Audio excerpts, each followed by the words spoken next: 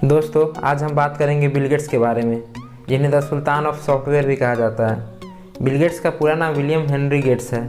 इनका जन्म 28 अक्टूबर 1955 को वाशिंगटन के सियाटल में हुआ। इनके पिता विलियम हेनरी गेट्स सीनियर एक लॉयर थे और इनकी मां मैरी मैक्सवेल इनके जन्म के कुछ बाद तक एज ए टीचर काम करती थी, बट बाद में उन्होंने अलग अलग चैरिटी के साथ काम करना शुरू कर दिया। बिल गेट्स स्टार्टिंग से ही बहुत ज़्यादा क्यूरियस थे और हर चीज़ को जानने की इच्छा रखते थे। वे इंसाइक्लोपीडिया पर कई घंटे बिताते थे। उन्होंने बचपन में 2 गेम्स बहुत ज़्यादा खेली है, मोनोपोली और द रिस्क, और इन दोनों गेम्स का मेन ऑब्जेक्टिव था कि पूरी दुनिया को कैसे जीतना है। बिल गेट्स के पास शुरुआत से ही रिसोर्सेज की कोई कमी नहीं थी, बट साथ ही साथ ये खुद बहुत कॉम्पिटिटिव भी थे, क्योंकि इनके माता पिता इन्हें हमेशा कुछ बड़ा अचीव करने के लिए प्रोत्साहित करते रहते थे और इनकी माँ हमेशा इन्हें पैसे की वैल्यू करना समझाते रहती थी। वह बचपन से ही इतने जीनियस थे कि वह 15-16 घंटे रोज़ पढ़ा करते थे। जब ये 13 साल के थे तो इनके पेरेंट्स ने इनका एडमिशन सियाटल के सबसे अच्छे स्कूल, जिसका नाम लेक साइड स्कूल था, वहाँ करवा दिया, ताकि बिल गेट्स पढ़ाई के साथ साथ अन्य चीज़ों में भी इंटरेस्ट ले। बिल गेट्स वहाँ पर नाटक और अंग्रेजी में बहुत अच्छा करने लगे थे। दोस्तों, यह दौर है सन 1968 से 1969 का, जहाँ एक साइड बिल गेट्स ने लेक साइड स्कूल में एडमिशन ले लिया था और वहीं दूसरी तरफ अमेरिका के नील आर्मस्ट्रांग दुनिया के पहले आदमी बने जिन्होंने मून पर कदम रखा, और इस एक इवेंट ने दुनिया को टेक्नोलॉजी और कंप्यूटर्स की पावर का एहसास दिला दिया। पर उस समय के कंप्यूटर्स आज के आम कंप्यूटर्स के मुकाबले बहुत ज़्यादा महंगे और बड़े हुआ करते थे और बहुत ज़्यादा लोग चाहिए होते थे उन कंप्यूटर्स को चलाने के लिए।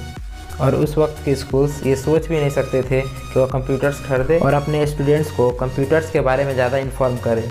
और उसी दौरान सियाटल नाम की एक कंपनी ने लेकसाइड स्कूल को अपने कंप्यूटर स्टूडेंट्स को सिखाने और जानने के लिए दिए। और बिल गेट्स तो बचपन से ही किसी भी चीज़ के बारे में ज़्यादा से ज़्यादा जानने के लिए उत्सुक रहते थे और इसी के लिए उन्होंने अपना दाखिला कंप्यूटर क्लास में करा दिया। और जल्द ही बिल की कंप्यूटर में रुचि बढ़ने लगी। वे ज़्यादातर समय कंप्यूटर पर ही बिताने लगे। वे यह सोचते रहते कि आखिर ये कंप्यूटर काम कैसे करता है। एक दिन कंप्यूटर क्लास में उनकी मुलाकात पॉल एलन से हुई। पॉल एलन बिल गेट्स से 2 साल बड़े थे। इसके बावजूद दोनों का रुचि कंप्यूटर में होने के कारण वे एक दूसरे के अच्छे दोस्त बन गए। वे ज़्यादातर समय लैब में ही बिताने लगे। कभी कभी वे दोनों कंप्यूटर सीखने के दौरान सॉफ्टवेयर से छेड़छाड़ कर दिया करते, जिसके कारण उन पर वहाँ जाने पर रोक लगा दी गई। लेकिन बाद में उनके द्वारा आश्वासन दिए जाने पर कि वे अब ऐसा नहीं करेंगे, उन्हें वहाँ जाने की अनुमति दे दी गई। उसके बाद ये दोनों साथ मिलकर कई सॉफ्टवेयर प्रोग्राम्स पर काम करने लगे। 1970 में जब बिल गेट्स 15 साल के थे, तब इन दोनों ने साथ मिलकर सियाटल एरिया के ट्रैफिक फ्लो को मेजर करने वाला एक सॉफ्टवेयर बनाया, जिसका नाम था ट्रैफो डेटा। इस प्रोजेक्ट के लिए इन दोनों को $20,000 मिले, जो कि आज के हिसाब से लगभग 15 लाख इंडियन रुपीज़ के बराबर थे। गेट्स और एलन अपनी खुद की कंपनी शुरू करना चाहते थे, लेकिन क्योंकि बिल गेट्स के पिता एक बहुत फेमस वकील थे, इसलिए वह चाहते थे कि बिल गेट्स भी वकील बने। और इसी वजह से 1973 में बिल गेट्स ने अपनी लॉ की पढ़ाई के लिए हार्वर्ड यूनिवर्सिटी में दाखिला ले लिया। उधर पॉल एलन ने भी वाशिंगटन स्टेट यूनिवर्सिटी में अपनी आगे की पढ़ाई शुरू कर दी। और कंप्यूटर के साथ बिल गेट्स का लगाव इतना ज़्यादा था कि हार्वर्ड यूनिवर्सिटी में भी ज़्यादातर टाइम कंप्यूटर लैब में ही स्पेंड करते थे। पॉल एलन ने 2 साल बाद यूनिवर्सिटी छोड़ दिया और एक कंपनी हनीवेल ज्वाइन कर लिया। 1974 में बिल गेट्स ने भी हनीवेल ज्वाइन कर लिया। बिल गेट्स ने बिना ग्रेजुएशन किए बिना ही यूनिवर्सिटी छोड़ दिया। इसी दौरान उनके दोस्त पॉल एलन ने बिल गेट्स को एक फेमस मैगजीन इलेक्ट्रॉनिक के आर्टिकल को दिखाया, जो एक अल्टायर 8800 मिनी कंप्यूटर किट के ऊपर आधारित था।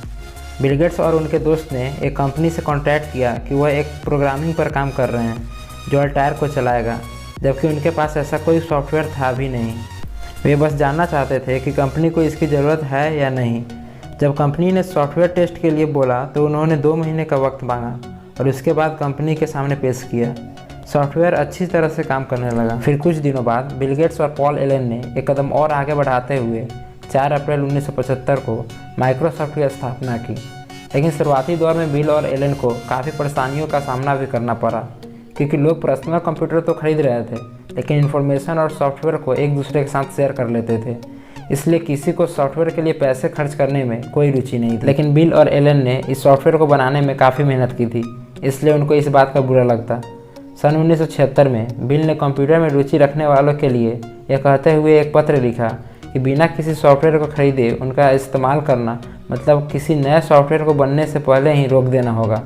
लेकिन लोगों पर इसका कोई प्रभाव नहीं पड़ा। इस पर बिल गेट्स बहुत निराश हुए। बिल गेट्स अपनी कंपनी को आगे बढ़ाने के लिए कड़ी मेहनत करने लगे और फिर 1979 में इन्होंने अपनी कंपनी का ऑफिस वाशिंगटन में शिफ्ट कर दिया, जहाँ इनके पास कुछ 25 एम्प्लॉयज़ थे जो कंपनी को अलग अलग ऑपरेशंस को संभालते थे। 1979 में माइक्रोसॉफ्ट की नेटवर्थ करीब $2.5 बिलियन US तक पहुँच गई थी और इसी साल 23 साल की उम्र में बिल गेट्स को हेड ऑफ कंपनी बना दिया गया।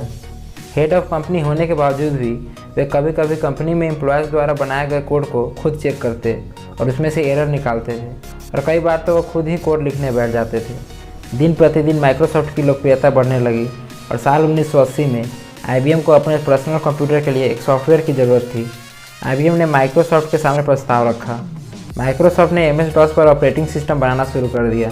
ऑपरेटिंग सिस्टम में सोर्स कोड बहुत ही ज़्यादा इंपॉर्टेंट होता है और IBM चाहता था कि माइक्रोसॉफ्ट उनको सोर्स कोड प्रोवाइड करे, पर IBM को सोर्स कोड देने के बजाय बिल गेट्स ने उनके सामने यह शर्त रखा कि जिस भी कंप्यूटर में IBM अब यह सॉफ्टवेयर इंस्टॉल करेगा उसे हर उस कंप्यूटर में सॉफ्टवेयर इंस्टॉल करने के लिए माइक्रोसॉफ्ट को एक लाइसेंसिंग फीस देनी पड़ेगी। और इसके बाद कई अलग अलग कंपनीज ने भी अपनी कंप्यूटर्स लॉन्च किए और बिल गेट्स ने सबके साथ इसी सेम शर्त पे काम किया और 1981 तक माइक्रोसॉफ्ट की ग्रोथ कई गुना तक बढ़ गई और माइक्रोसॉफ्ट का टोटल स्टाफ 25 से बढ़कर 128 हो गया और इस साल माइक्रोसॉफ्ट का रेवेन्यू भी बढ़कर $16 मिलियन US तक बढ़ गया। सन 1983 तक आते आते पूरी दुनिया में जितने भी पर्सनल कंप्यूटर थे उनमें से 30% कंप्यूटर्स में माइक्रोसॉफ्ट का सॉफ्टवेयर चलाया जा रहा था। और इसी साल बिल गेट्स के सबसे चहेते दोस्त और पार्टनर पॉल एलन को कैंसर डायग्नोस हुआ, जिसके बाद पॉल एलन ने माइक्रोसॉफ्ट छोड़ दिया और इसी के साथ बिल और एलन की पार्टनरशिप का अंत हो गया।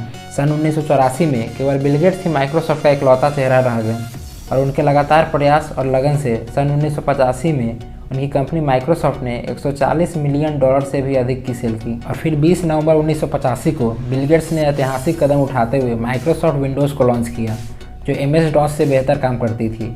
उसके बाद उनकी टीम ने काफ़ी मेहनत किया और विंडोज़ के कई वर्जन लॉन्च किए। इसके बाद इन्होंने एक कंबाइंड सॉफ्टवेयर जैसे कि MS Word, MS Office, MS Excel launch किया। इसके साथ ही वे 90% कंप्यूटर बिजनेस पर कब्जा कर लिए। मार्च 1980 में बिल गेट्स ने $21 प्रति शेयर के साथ माइक्रोसॉफ्ट को सार्वजनिक कर लिया और उन्होंने कुल स्टॉक का 45% हिस्सा अपने पास रखा। उस समय उनकी हिस्सेदारी माइक्रोसॉफ्ट में $520 मिलियन में $234 मिलियन थी, जिसने उन्हें 31 साल की उम्र में अरबपति बना दिया था। 1987 में बिल गेट्स मेलिंडा फ्रेंच से मिले, जो उस समय माइक्रोसॉफ्ट में प्रोडक्ट मैनेजर के रूप में कार्य कर रही थी। समय के साथ साथ वे और करीब आते गए। 1 जनवरी 1994 को बिल गेट्स ने मेलिंडा फ्रेंच से शादी की। उस वक्त बिल गेट्स 38 साल के थे और मेलिंडा फ्रेंच 29 साल की थी और इसी साल कुछ महीने बाद इनकी मां की डेथ भी हो गई ब्रेस्ट कैंसर से। फिर बिल गेट्स ने कुछ चैरिटेबल ऑर्गेनाइजेशन पर काम करना शुरू कर दिया। Bill and Melinda Gates foundation, जिसे पहले विलियम एच गेट्स फाउंडेशन के रूप में ब्रांडेड किया गया था, बिल गेट्स और मेलिंडा गेट्स द्वारा स्थापित एक प्राइवेट फाउंडेशन है। इसे सन 2000 में लॉन्च किया गया था और इसे संयुक्त राज्य अमेरिका का सबसे बड़ा प्राइवेट फाउंडेशन माना जाता है। इस फाउंडेशन का मुख्य लक्ष्य विकासशील देशों में लोगों के स्वास्थ्य और जीवन को बेहतर करना और लोगों को भूख और अत्यधिक गरीबी से खुद को बाहर निकालने में मदद करना है। अब बिल अपनी पत्नी मेलिंडा गेट्स से तलाक लेने वाले हैं।